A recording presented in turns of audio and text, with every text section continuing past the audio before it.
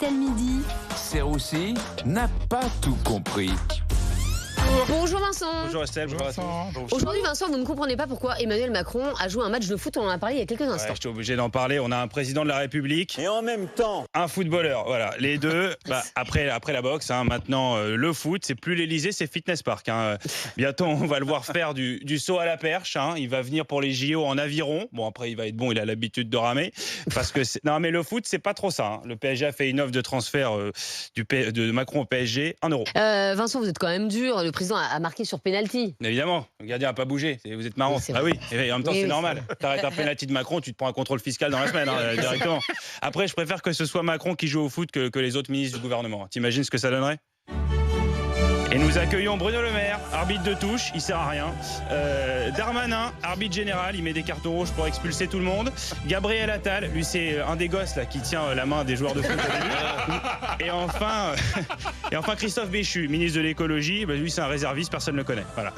Certains ont quand même dit que le président avait bien joué. Oui, Marcel Desailly, quand on lui a demandé qui était le meilleur joueur, il a répondu le président. Voilà, si vous voulez le nom du futur ministre des Sports, vous l'avez.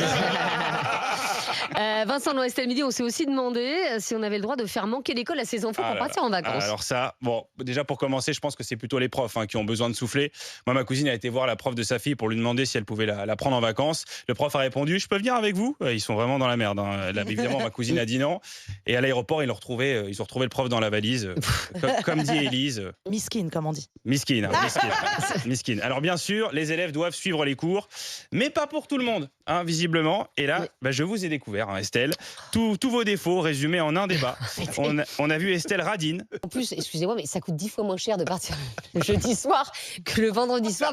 Voilà, pour payer un Ouigo 152 € au lieu de 159. Non, pas du tout. C'est 25 au lieu de 150. Oui, on est 4. Vous avez aussi de mauvaise foi, Estelle. Bien content les profs de faire cours quand il y a 22 élèves au lieu de 35. Oui, 2 élèves aussi tant que vous y êtes. C'est mieux. Des cours particuliers. Mais encore si c'était que ça, parce que la perfidie d'Estelle va quand même plus loin. Non mais si vous dites par exemple que votre enfant était à un enterrement et que le prof crame qu'en fait il était en vacances. Réponse d'Estelle. Il y a des gens qui meurent même sur la Côte d'Azur. Vous êtes pas. C'est fou quand même. Et encore, c'est pas fini, cerise sur le gâteau. Parce que Thierry a eu le malheur d'emmener une fois sa fille à New York hors période scolaire. Réponse d'Estelle. Oh là là, quel délinquant. Non mais attendez. Lui, c'est mal. Mais s'il y a un délinquant, c'est plutôt vous, c'est pas Thierry le pauvre. N'exagérez pas. On a tout vu. Donc vous, Vincent, vous êtes contre les enfants qui partent en vacances en période scolaire ? C'est pas de la faute des enfants, comme l'a dit Élise. C'est de la faute des parents. Ils sont pour rien, c'est des kiffeurs. Les enfants, c'est des kiffeurs, frère. Ouais. Attends, tu déconnes ou quoi ? Bien sûr. Attendez, pour Élise, c'est du sérieux. Pour elle, l'école est synonyme de pacte social. D'ailleurs, elle nous l'a livré dans une analyse claire de la société. Je compare tout le temps la société à une cigarette. Ce serait quoi ? Ce serait de rerouler cette cigarette en entier. Sauf que qu'est-ce que fait le gouvernement ? La cigarette étant la société. Le gouvernement, au lieu de rerouler la cigarette, ils te mettent juste du tabac au-dessus et ils disent « Regarde, j'en ai rajouté. » Et c'est une super image. Quelqu'un a compris ? Non. Les gars, c'est une super image. J'ai pas osé lui dire parce que je l'aime bien. Ouais, moi aussi. Mais quand je fais ça, c'est qu'en fait je m'en fous. C'est ça. Comme pendant ma chronique. Oui, aussi. C'est ça.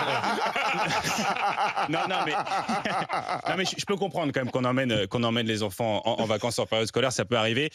Mais bon, vous, Estelle, vous les emmenez en Bretagne, quoi. Donc, à un moment donné, je pense qu'ils préfèrent rester à l'école, tout simplement. Non, mais vous savez ce que font les enfants d'Estelle quand ils manquent l'école ? Regarde Choupi ou je ne sais quoi, et on prend un goûter. Ils sont majeurs. Ils sont majeurs. C'est pas ce que j'ai dit. Mais vous travestissez mon propos. Je ne travestis pas. Je pense que on peut encore le dire. Miskine, comme on dit. Miskine pour les enfants.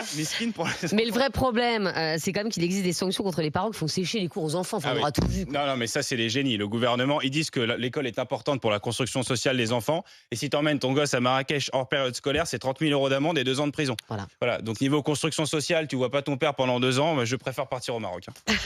Merci beaucoup, Vincent Serroussi. Tous les jours, 14h50, dans Estelle Midi et en podcast. Vous pouvez retrouver cette chronique, bien sûr, rmc.fr, l'appli RMC et toutes vos applis de téléchargement.